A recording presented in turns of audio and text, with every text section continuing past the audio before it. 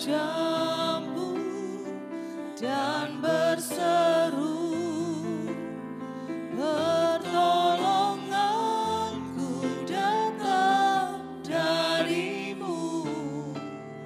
Peganglah tanganku, jangan lepaskan. Kaulah harapan dalam hidupku. Ku pandang wajah-Mu dan berseru, pertolonganku datang dari-Mu.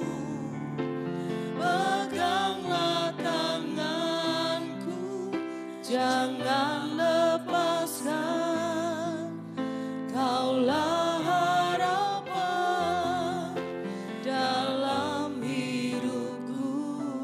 Haleluya.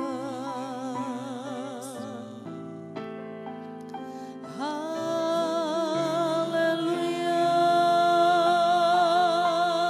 Yesus. Haleluya.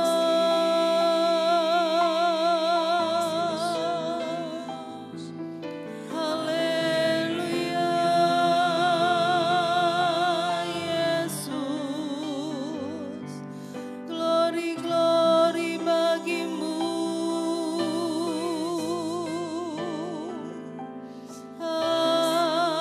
Haleluya.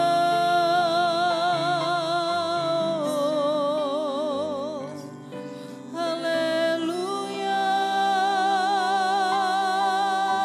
Yesus. Haleluya.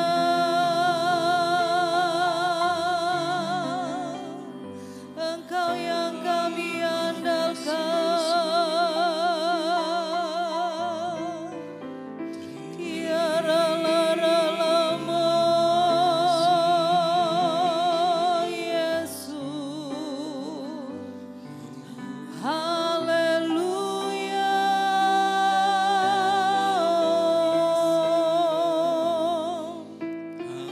Haleluya, Yesus. Haleluya.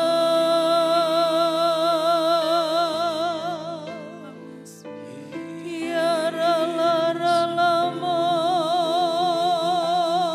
Yesus. Haleluya.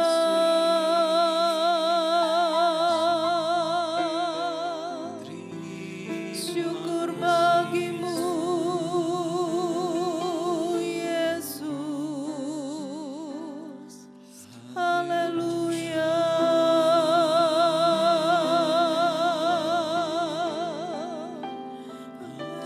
Glory, glory bagi-Mu, Yesus. Glory.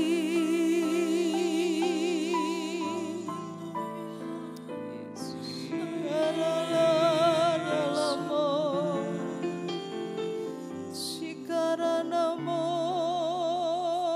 Haleluya.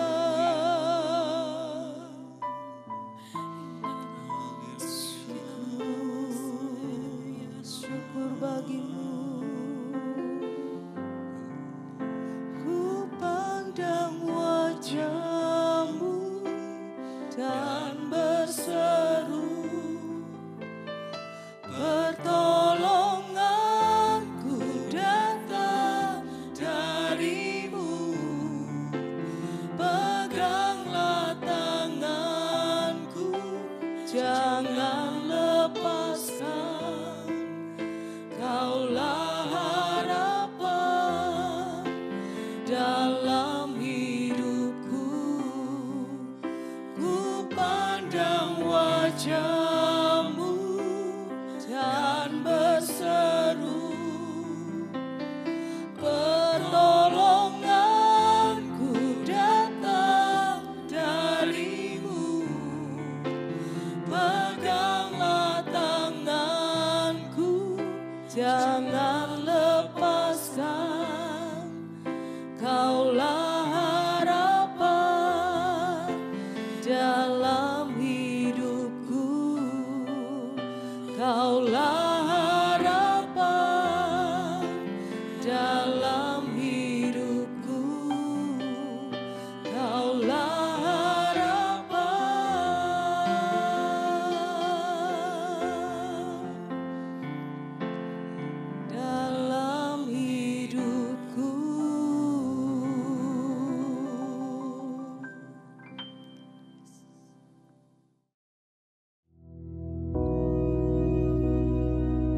kami yang di surga, dikuduskanlah namamu, datanglah kerajaan-mu, jadilah kehendak-mu di bumi seperti di surga. Berikanlah kami pada hari ini makanan kami yang secukupnya, dan ampunilah kami akan kesalahan kami, seperti kami juga mengampuni orang yang bersalah kepada kami. Dan janganlah membawa kami ke dalam pencobaan, tetapi lepaskanlah kami daripada yang jahat, karena Engkaulah yang empunya kerajaan dan kuasa dan kemuliaan sampai selama-lamanya. Amin.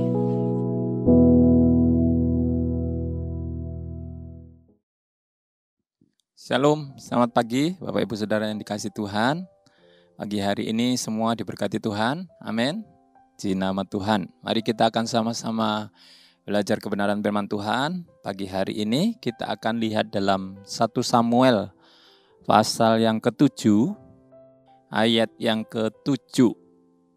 Ya, saya akan bacakan, silakan Bapak Ibu Saudara perhatikan apa yang dikatakan firman Tuhan pagi hari ini. Demikian bunyi firman Tuhan.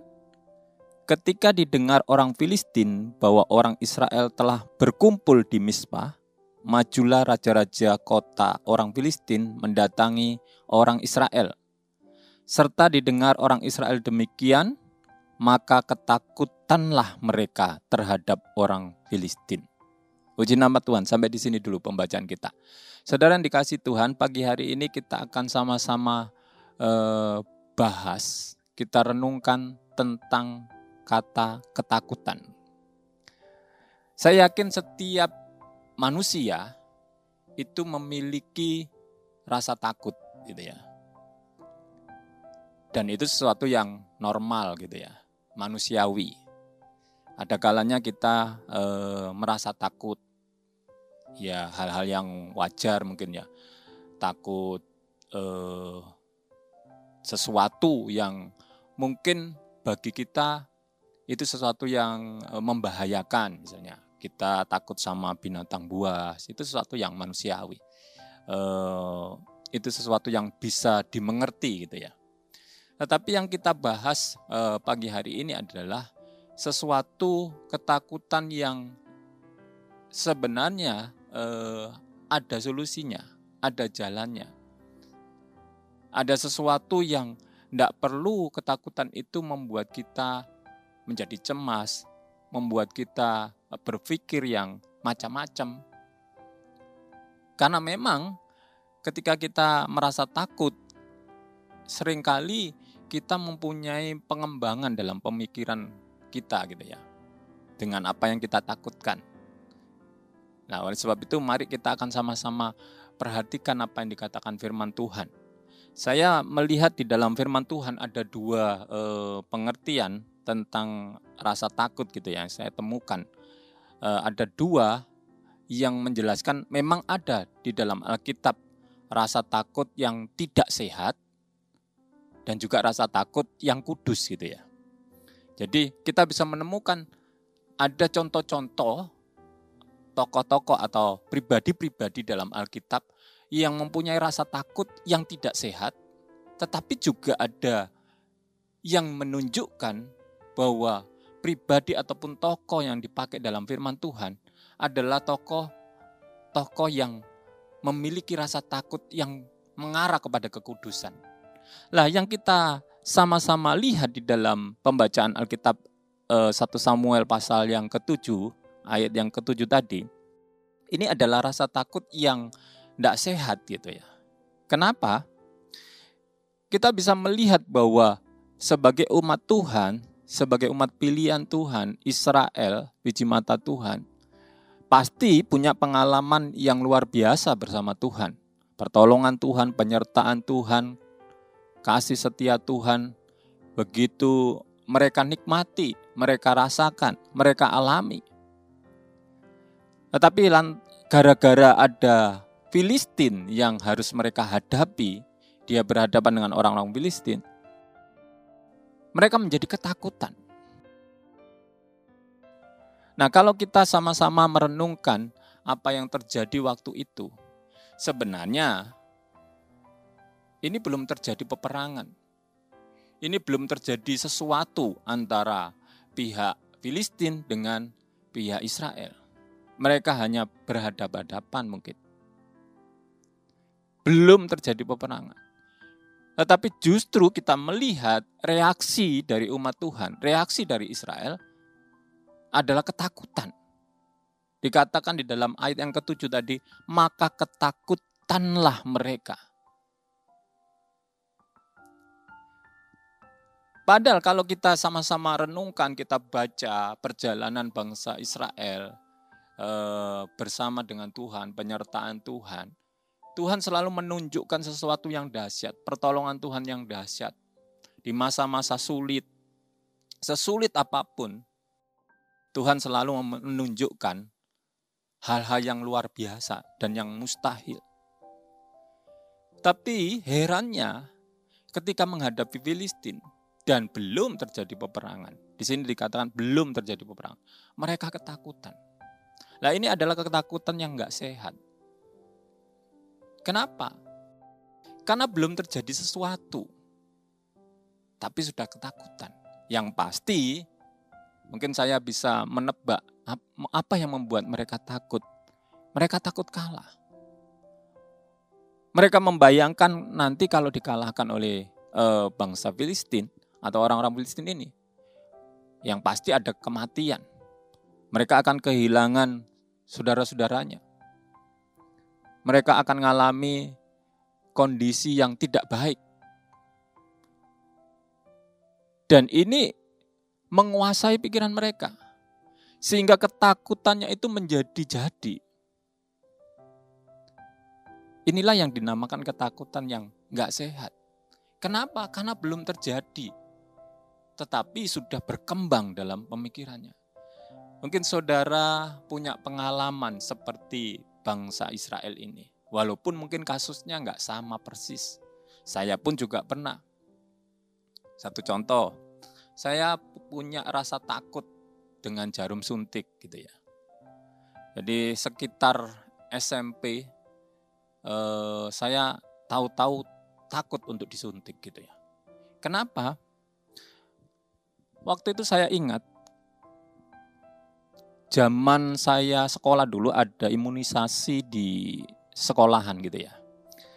Nah, otomatis anak-anak yang bersekolah semuanya giliran diimunisasi. Nah, ketika teman-teman saya disuntik 1, 2, ya antri gitu ya urutan. Kebetulan nama saya Y, abjadnya Y, jadi paling belakang gitu ya. Saya sudah membayangkan, saya lihat ada teman saya yang nggak apa-apa gitu ya. Disuntik ya dia biasa aja responnya. Mungkin karena dia merasa nggak sakit gitu ya. Selesai, ada yang senyum-senyum, ada yang takut banget gitu ya. Ada yang nangis juga gitu ya. Ya macam-macam reaksinya waktu itu saya lihat. Karena saking lamanya saya nunggu, karena bagian terakhir saya disuntik ya. Karena huruf nama depan saya itu Y, jadi paling belakang gitu ya. Saya tiba-tiba membayangkan itu kalau jarum suntiknya dimasukkan terus patah, terus sampai masuk. Saya bayangkan seperti itu Bapak Ibu. Sehingga itu semakin menakutkan gitu loh. Itu semakin membuat saya cemas. Waduh, sampai saya bingung. Duh gimana ya? Sebentar lagi saya. Dan sejak saat itu saya mulai ragu untuk disuntik gitu ya. Kalau saya sakit, saya milih nggak pergi ke dokter. Bukan karena saya anti dokter, tapi saya takut disuntik gitu ya. Kalau dikasih obat, saya mau gitu. Nah, ini kan sesuatu yang tidak mendasar. Ini sesuatu yang nggak sehat gitu ya. Padahal belum terjadi dan tidak terjadi seperti yang saya bayangkan juga. Tapi pikiran saya berkembang yang macam-macam. Nah, ini sesuatu yang juga bisa terjadi dalam hidup Bapak Ibu Saudara.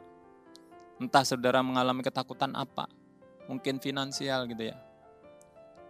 Saudara merasa bahwa tidak ada sesuatu yang saudara punya, tapi saudara punya tanggungan. Saudara merasa takutan.